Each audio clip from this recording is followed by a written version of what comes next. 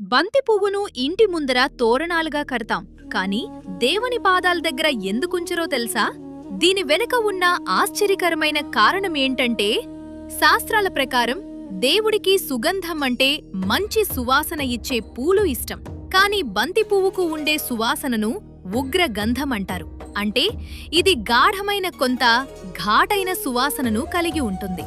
అందుకే కొన్ని ఆగమ శాస్త్రాల ప్రకారం దీన్ని పూజకు నిషిద్ధంగా భావిస్తారు. మరో లాజిక్ ఏంటంటే, బంతి పువ్వులు నెగటివ్ ఎనర్జీని మరియు క్రిమికీటకాలని అడ్డుకుంటాయి. అందుకే వీటిని ద్వారపాలకులలాగా ఇంటి గుమ్మాలకు మాత్రమే పరిమితం చేశారు.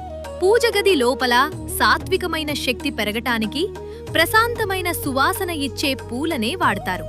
అయితే ఒక చిన్న ట్విస్ట్: గణపతి పూజలో మరియు కొన్ని శక్తి పూజలలో బంతిపూలను వాడొచ్చు అని కూడా కొందరు పండితులు చెప్తున్నారు. కానీ సాధారణ నిత్య పూజలో మాత్రం వీటికి దూరంగా ఉంటారు. మీరు పూజకు ఏ పువ్వులు వాడతారో కమెంట్ చేయండి.